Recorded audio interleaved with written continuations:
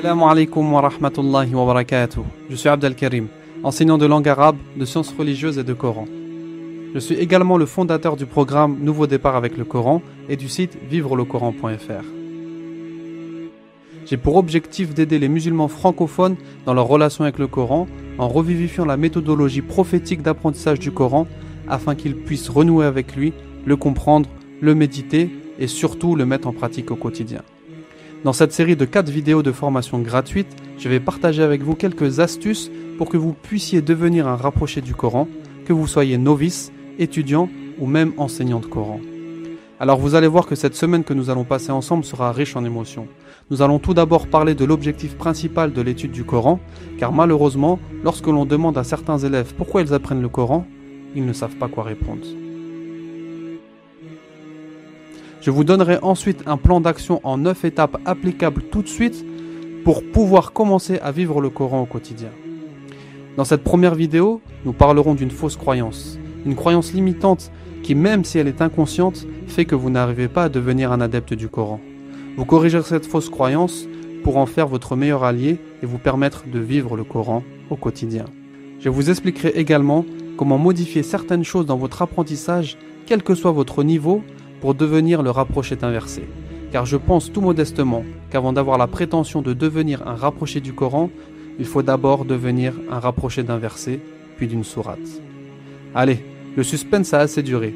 Je vais vous révéler cette fausse croyance dont je vous ai parlé, qui bloque votre apprentissage.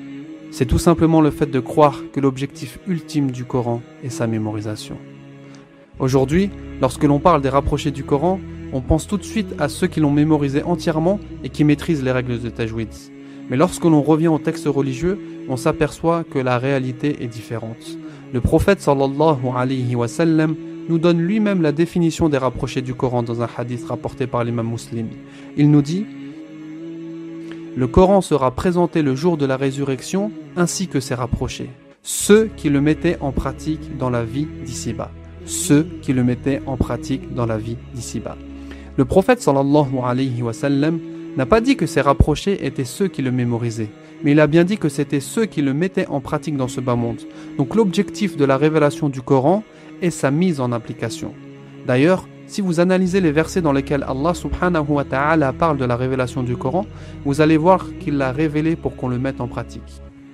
À titre d'exemple, Allah subhanahu wa ta'ala nous dit dans Surat Al-An'am وَهَذَا كِتَابٌ أَنزَلْنَاهُ مُبَارَكٌ فَاتَّبِعُوهُ وَاتَّقُوا لَعَلَّكُمْ تُرْحَمُونَ qui a pour sens « Et voici un livre, le Coran, béni, que nous avons fait descendre, suivez-le.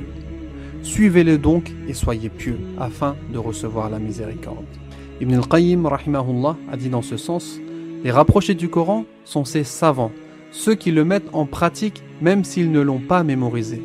Quant à celui qui le mémorise par cœur sans le comprendre ni le mettre en pratique, il ne fait pas partie de ses adeptes, même s'il récite ses lettres parfaitement. Ibn al-Arabi rahimahullah a dit « La plus grande perte pour un adorateur le jour du jugement dernier est de rencontrer son Seigneur avec un Coran mémorisé mais pas mis en pratique. » Un rapproché du Coran est donc celui qui met le Coran en pratique. Mais si vous ne connaissez pas cette définition, vous êtes comme la majorité des gens qui apprennent le Coran. Vous êtes en mode pilote automatique. En mode, je mémorise, je récite, je révise, je ne comprends pas ce que j'apprends. Je ne médite pas, je n'applique pas.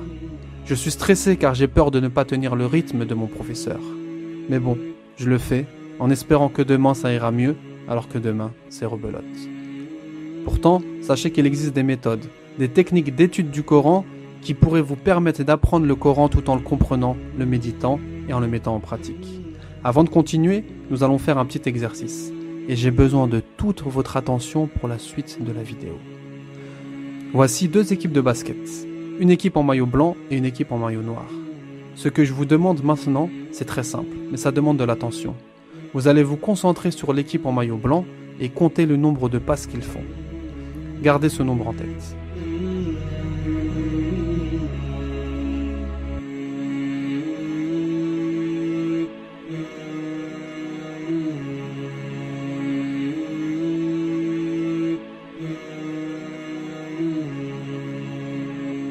Alors maintenant que l'exercice est fait, et que vous vous attendez sûrement à ce que je vous pose la question combien de passes ont été réalisées par l'équipe en maillot blanc, je vais vous poser une toute autre question.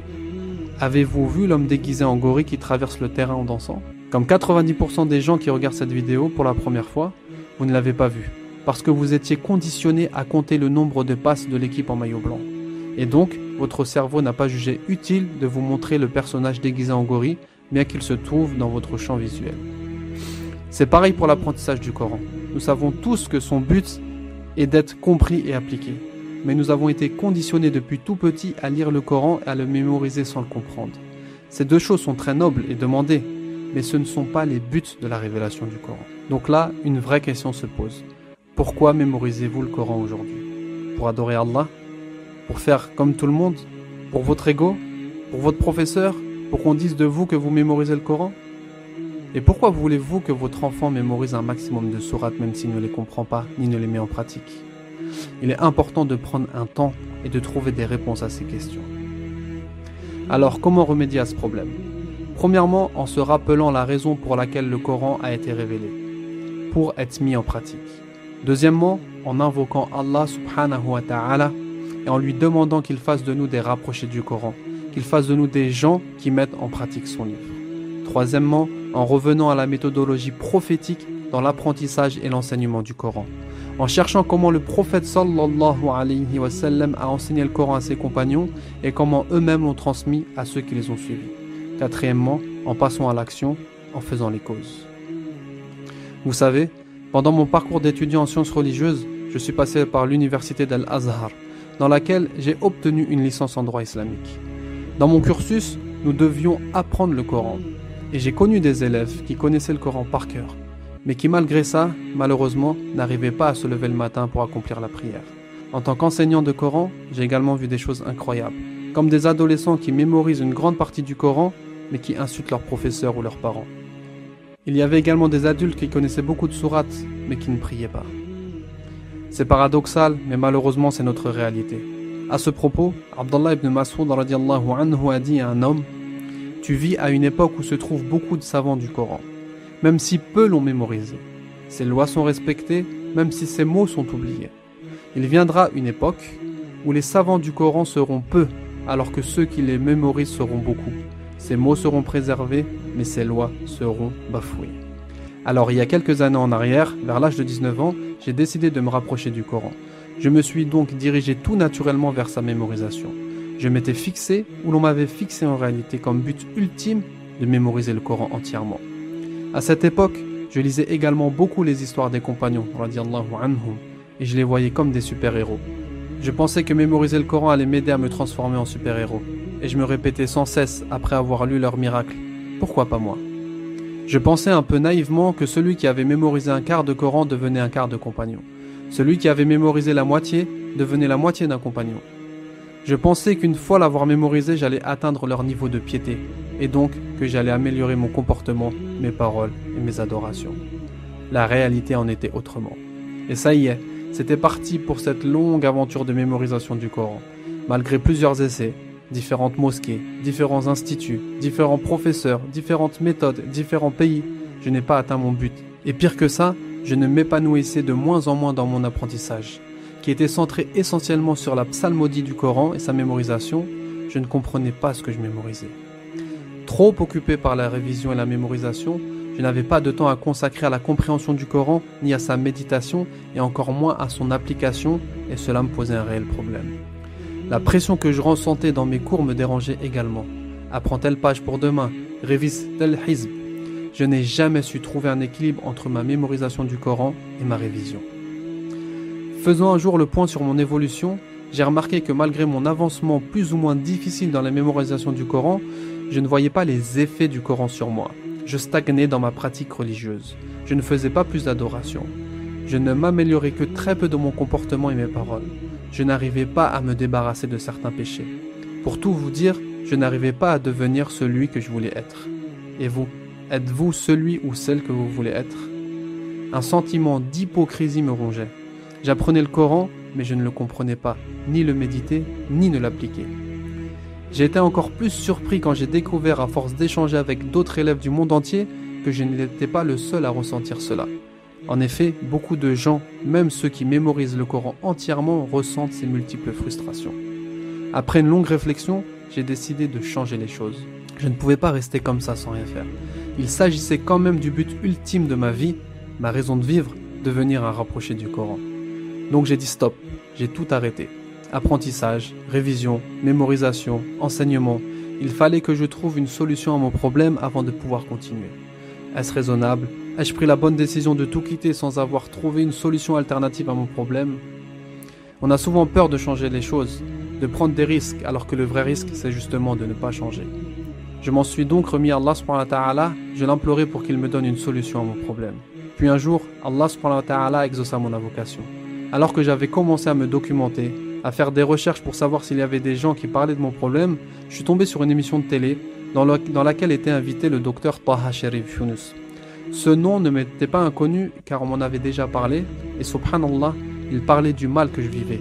Il parlait également de la façon dont le prophète sallallahu alayhi wa sallam enseignait le Coran. Après quelques recherches sur internet, j'ai pris l'initiative de le contacter pour lui expliquer mon problème.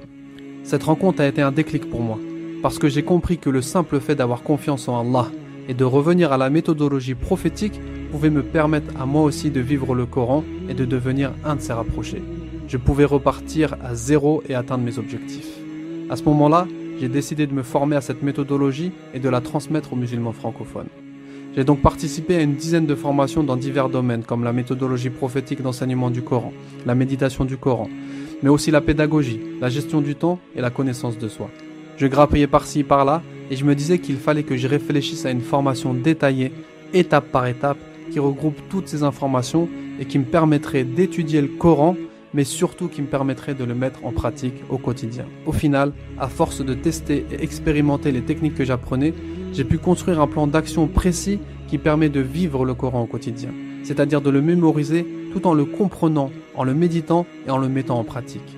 Cette méthode m'a même permis de changer la relation que j'avais avec le Coran pour passer d'une lecture et une mémorisation passive à une lecture et une mémorisation active.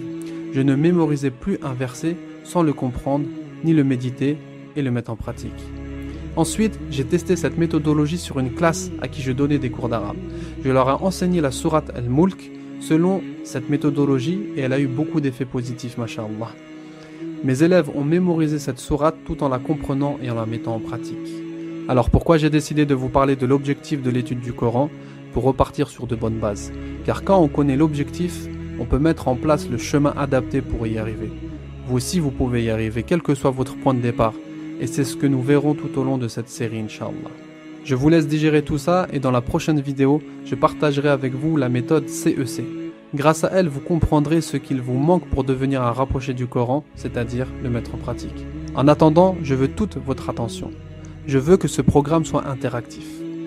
Alors que vous voyez déjà vivre le Coran, dites-moi dans les commentaires ci-dessous les obstacles et les frustrations que vous rencontrez dans votre apprentissage du Coran. Je lirai l'ensemble de vos commentaires avec attention et j'y répondrai personnellement, Inch'Allah. Faites-le maintenant. Wassalamu alaikum wa rahmatullah.